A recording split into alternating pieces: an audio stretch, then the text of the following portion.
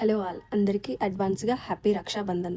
ఈరోజు ఈ వీడియోలో మంచి లంచ్ బాక్స్ రెసిపీతో పాటు రేపటి రోజున అక్క చెల్లెలు అన్నదమ్ములకి అదృష్టాన్ని కలిసి రావడానికి ఒక చిన్న పని చేయాలి. అదేంటో మనం ఈ వీడియోలో తెలుసుకుందాం. అలాగే రేపు రాఖీ కట్టే మంచి ముహూర్తాలు కూడా తెలుసుకుందాం.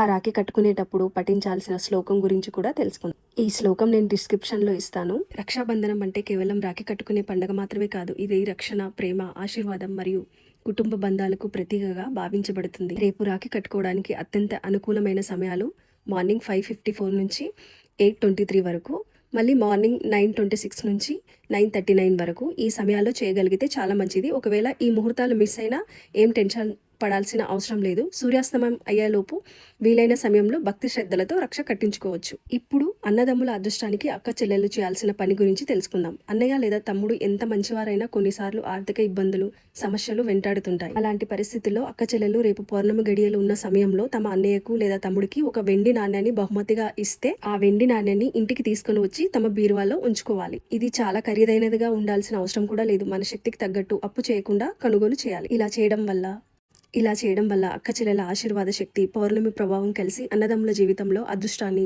అభివృద్ధిని తీసుకొస్తాయని పెద్దలు చెప్తారు. ఈ చిన్న ఆచారం కుటుంబ బంధాలను మరింత బలపరచడమే కాకుండా జయం, ఆరోగ్యం, ఐశ్వర్యం మరియు వంశాభివృద్ధికి కారణమవుతుందని విశ్వసిస్తారు. ఇలాంటి భక్తి విశేషాలకు, ఈజీ రెసిపీలకు నచ్చితే సబ్స్క్రైబ్ చేయండి. Cook fine, shine divine. Thanks for watching.